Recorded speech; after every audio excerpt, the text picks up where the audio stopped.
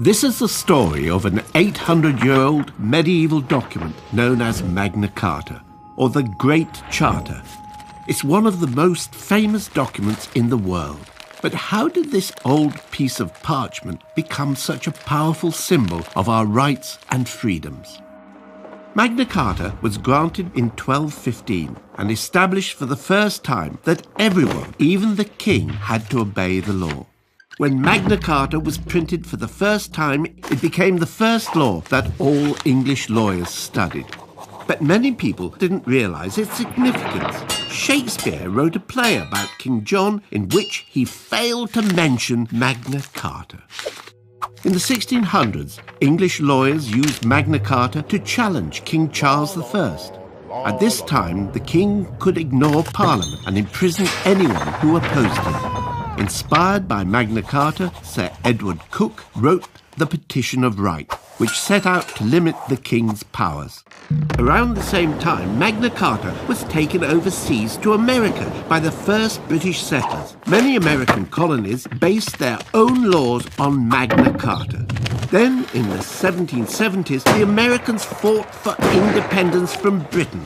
Magna Carta became a symbol of American liberty, and its principles were echoed in the Declaration of Independence and the Bill of Rights.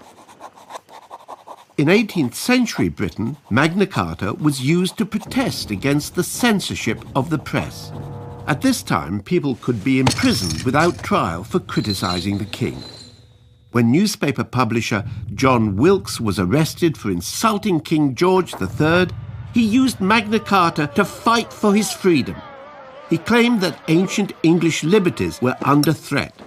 Wilkes's campaign showed Magna Carta on everything from posters to teapots. You could say that Magna Carta went viral. In the 1800s, very few people had the right to vote in Britain. A nationwide movement of working people known as the Chartists, inspired by Magna Carta, created a people's charter to fight for all men to have the vote. Then, in the early 1900s, the suffragettes used Magna Carta to argue that all women should have the right to vote too. Increasingly, people across the empire argued for rights equal to those of British citizens. Gandhi fought successfully for greater freedom of Indian settlers in South Africa. He described the resulting document as the Magna Carta of our liberty in this land. In his famous speech from the dock, Nelson Mandela declared his admiration for Magna Carta and for Western democracy, which he contrasted with the oppressive South African regime. Perhaps the most significant influence of Magna Carta today is the Universal Declaration of Human Rights.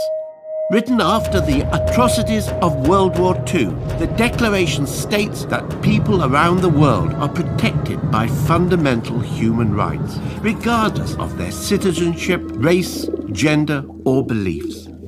Eleanor Roosevelt famously said that the Declaration may well become the international Magna Carta of all men everywhere. Although very few of Magna Carta's original clauses remain valid in English law, it continues to inspire people worldwide. Not a bad legacy for an 800-year-old document.